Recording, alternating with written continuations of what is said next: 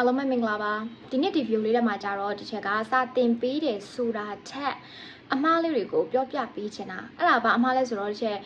ကလေးလေးတွေကိုစာတင်တဲ့အခါမှာပဲဖြစ်ဖြစ်လူကြီးတွေကိုပေါ့နော်ဒီချက်စာတင်တာပဲဖြစ်ဖြစ်အခြေခံအကြဆုံးအဲ့ဒါလေးကိုចောင်းသားတော်တော်များများမှားကြလို့အဲ့ဒါပါလဲဆိုရင် A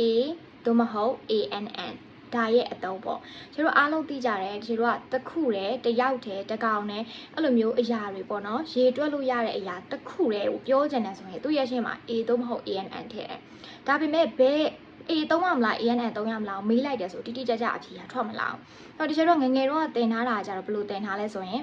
vowel ဆိုတဲ့ AEIOU ဒီစကားလုံးလေးတွေနဲ့စကားလုံးတစ်လုံးကစတယ်ဆိုရင်သူ့ကိုတစ်ခုလဲလို့ပြောချင် ANN ထည့်တယ်ဆိုပြီးဒီချက်တို့ဒါတင်လာခဲ့ကြတယ်ပေါ့နော်ဒါပေမဲ့အဲ့ဒီဥစ္စာကအမြဲတမ်းတော့မှန်မနေဘူးအဲ့တော့ဒီချက်နောက်ပိုင်းကျတော့ចောင်းသားလေးတွေဘယ်လိုတင်လဲဆိုလို့ရှိရင်အဲ့ဒီ vowel နဲ့စသည်ဖြစ်စေမစသည်ဖြစ်စေစကားလုံးတစ်လုံးကိုအတန်ထွက်ကြည့်လိုက်လို့ရှိရင်အတန်ထွက်နေတယ်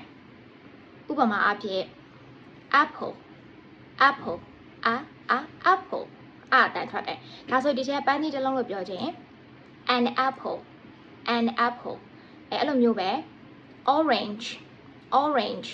တလုံးလို့ပြောချင်တယ်ဆိုရင် orange ဆိုတော့ဒီချက်ကအတန်ပါတယ် o ဆိုတော့သူတို့အဲ့ချာ o အတန်ပါနေရလေအဲ့တော့ဒီချက်ကလိမ္မော်တိတလုံးလို့ပြောချင် an orange အဲ့တော့ဒီချက်ကထီးတစ်ချောင်းလို့ပြောချင်တယ်ဆိုရင် an umbrella ဘာကြောင့်မို့လို့ ANN ထည့်လိုက်လဲဆို umbrella ဆိုတော့နဲ့ပေါင်းထားတာပဲလေ umbrella အဲ့တော့ an umbrella ဒါပေမဲ့တချို့စကားလုံးတွေကကြတော့သူကအေးရဝင်ရှင်လည်းမစဘူးအတန်ထွက်တယ်ဥပမာတချို့တနာရီလို့ပြောချင်တယ်ဆိုရင်နာရီပေါင်းတနာရီလို့ပြောချင်တယ်ဆိုရင် hour သူက h နဲ့စပေါင်းထားတယ်ဒါပေမဲ့သူ့ရဲ့အတန်ပါနေ r ဆိုတော့လေ hour အဲ့တော့ဒီချက်က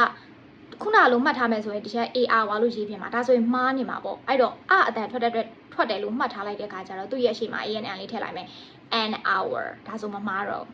နော်ဒါဆိုရင်အတန်ထွက်တဲ့စကားလုံးတွေအရှိမဆိုရင်ဒီချက်တို့အမြဲတမ်းတစ်ခုတည်းလို့ပြောချင်း ANN နဲ့ထည့်မယ် ANN အတန်ထွက်တဲ့စကားလုံးတွေရဲ့အရှိမသူကသူ vowel နဲ့ပဲစ consonant နဲ့ပဲစအတန်ထွက်နေပြီဆိုရင်တစ်ခုတည်းလို့ပြောချင်း ANN ဒုတိယတစ်ခုကကြတော့အတန်မထွက်တော့ဘူးဆိုရင်သူ့ရဲ့အရှိမတစ်ခုတည်းလို့ပြောချင်းA ထည့်မယ်ဥပမာအဖြစ်ကျွန်တော်ပြောရမလား a woman a book a ruler အကုန်လုံးကတော့အတန်မထွက်ဘူးလေနော်အဲဒါကြောင့် A တွေနဲ့ပဲထည့်ထားတာလေ a pencil အစရှိတဲ့ဖြစ်ပေါ့ဒါပေမဲ့ဒီစကားလုံးဆိုရင် university U ဆိုတော့ तू ကအတန်မထွက်ဘူးတွေ့လား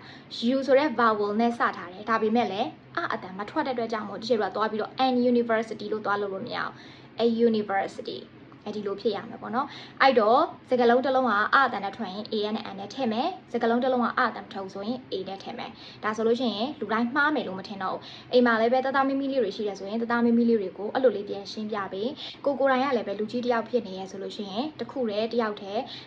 လို့ပြောချင်တယ်ဆိုလို့ရှိရင်ဒါလေးကိုမမှားနေတော့ပေါ့နော် A နဲ့ ANN ဒါအရန်မှားလွန်အားကြီးလို့ဒီချက်ပြောပြတာအရန်အခြေခံကြတယ်နော်အသုံးဝင်မယ်လို့ယုံကြည်တယ်နောက်နေ့ကျမှပြန်တွေ့မယ်ဘိုင်